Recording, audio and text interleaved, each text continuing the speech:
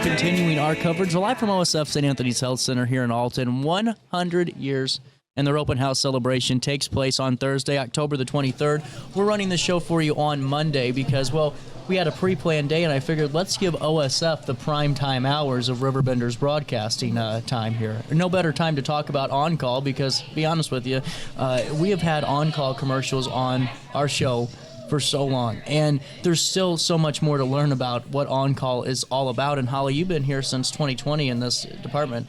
Fill me in on just number one, what OSF OnCall is, and just how it's grown since you've been around. Of course.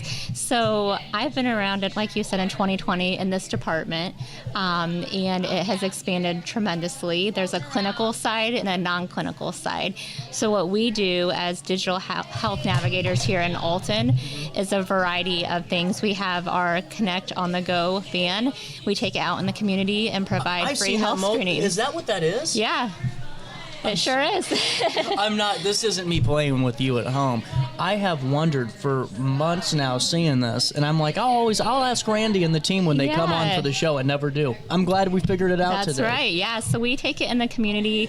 We do free health screenings to anybody who's 18 and older. So those are things like cholesterol, blood pressure, oxygen, different things of that nature. Does it ever surprise you the amount of people that, number one, don't have a primary care provider, and then number two, that should be getting screened or some type of those, preventative steps, and they just haven't done those? Is that alarming? Of course, very alarming. And a lot of times, we're out in the community offering these free services, and maybe somebody comes along and has really high concerning blood pressure or some other things, so it's super valuable to help guide them and encourage them to locate a primary provider and get connected. So we try to do that and help them along the way to get connected to our services.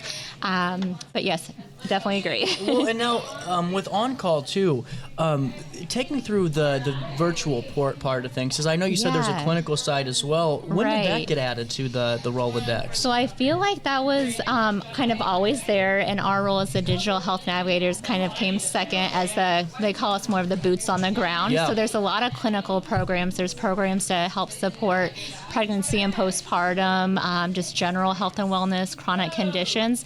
So we are, for instance, for the program that we call OnCall Advanced Care, we're going into the homes of patients and we're providing them a tablet, a blood pressure cuff, a pulse ox thermometer, and they are able to connect with our clinical side, and they provide that oversight. So it doesn't replace their provider, but it gives an extra layer of support and someone that they can communicate with daily for any needs or concerns that they have. Do they need to have a home health aide or a nurse or anyone to provide, with the blood pressure cuff to provide that, or can they have a loved one or a guardian, or anyone else in their household provide that service with them? They can have anyone they choose to help. So, if it's their spouse or someone of that, whoever really can help.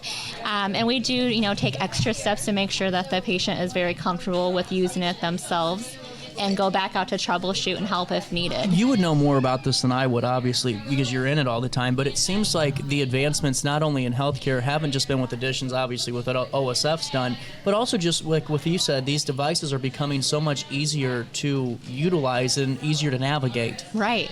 That's really cool. Yeah, and one thing, too, kind of going back to the van, in addition to those free health screenings, we offer virtual visits. That's what I wanted to ask you about, because this is where I get kind of confused, and not because it's confusing, but just because it's making my brain make sense of just how innovative this is. So when we do these virtual visits, just break them down for me to see if maybe that'll help me understand better. Yeah, so anyone can come up to our van in the community if they have a need such as flu symptoms or an earache, something that they would go to a physical prompt care location to be seen for. We can see them on our van. We have very advanced technology called TIDO, and it allows the provider to see them in real time. We act as kind of the guidance support for the equipment, I would say. So we can listen to their heart, their lungs, look in their throat. If they have a rash on their skin, look in their ears. And the provider on the other end hears and sees that in real time to be able to diagnose and help the patient. And then if the provider feels like the patient should be tested for flu, COVID, or strep, we can do that right from the van as well. Fill me in too. It leads into this next one, and that's with this minor illness but the major convenience portion of OnCall. Is it kind of similar to how an urgent care would work, like your prompt care office on Godfrey Road? Yes. So the virtual urgent care itself, you can pay $30 or $60, and you can do a symptoms questionnaire. So just kind of filling out some questions on what's going on, and a provider will get back to you. Or you can choose to do that virtual video visit where you're seeing them, face to face through your device. And just like, going into the prompt care, they can see you for certain things that are able to be addressed through that means, prescribe your prescriptions from there and all that sort of thing. And it's just very convenient because if you're not able to leave your home, or transportation is an issue, mobility, and the cool thing too is they're available 24/7. That's incredible. Well, I think it's really let me ask you this just about the urgent care. Is it one of those where we should, because there's so many times where we haven't maybe felt right with like a sinus infection for a few weeks. Is it one of those where is that the opportunity to use that virtual, or should we go in and see somebody? If it's one of those kind of, it could be sinus, it could be this, maybe I have a sinus infection, maybe it's a virus. When's the proper time, do you think, to utilize that virtual component than maybe just popping into prompt care?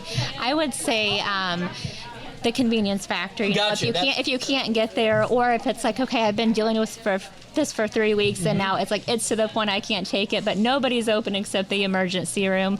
That's a great time to use that service. But I myself, for instance, like after I had my first daughter, I had a sinus infection. And I'm like, I don't want to go in. I know this is progressing, and I was able to use that service and see that virtual provider and get some medicine to help me. Well, and so many times I hear that same conversation, because it's like, I know that we need to go get looked at, but I'm only fighting this sinus infection, and give me a couple of more days. I don't want to go get sick at the waiting room, Yes, really especially cool. I find it really valuable, for having a baby, because that was during the pandemic, and I didn't want to take my newborn into a sick waiting room.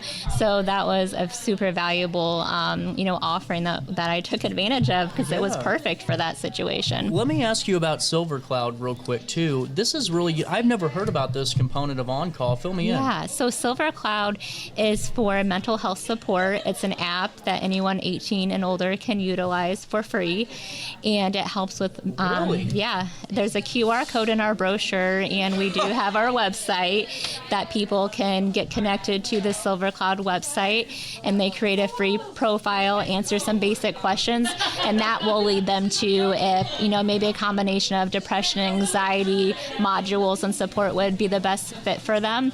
They work through it anonymously for 8 to 10 weeks, and they have someone that checks in on them through the program. But it's a great tool, great resource. And this is free? It's absolutely free. That's great for the public to know. It sure is. Man, that's wonderful. And one more thing before I let you go. You're always great with OSF OnCall to connect us to resources, and there's quite a gauntlet of different things that you could help us with. Can you fill me in on some of those? Yeah, so we do a lot of what's called SDOH. It's a simple questionnaire that we just walk through with patients. Helps to identify those non-medical needs that could be impacting their life, their health care, everything.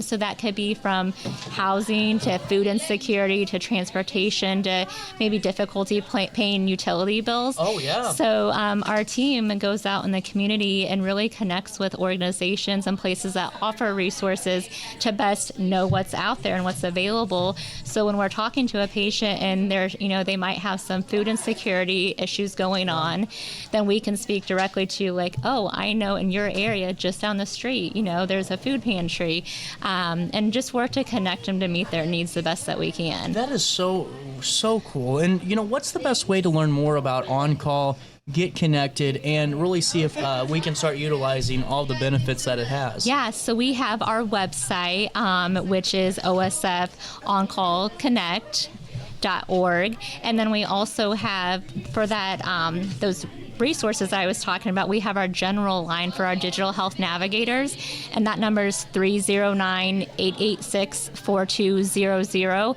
That will get you connected with anybody on our team that can help with any of these services, whether they're trying to get connected to resources, they want to get enrolled, maybe some more information on SilverCloud for that mental health support, or to find more information about the van, they can call and ask us anything on there. It's fantastic. Well, thank you so much, Holly, for stopping by and filling us in. It's a pleasure talking to you. You as well. Thank you. We'll come back with more of our coverage from the 100th anniversary open house celebration for OSF St. Anthony's right after this on RiverBender, Roku TV, and Apple Podcasts.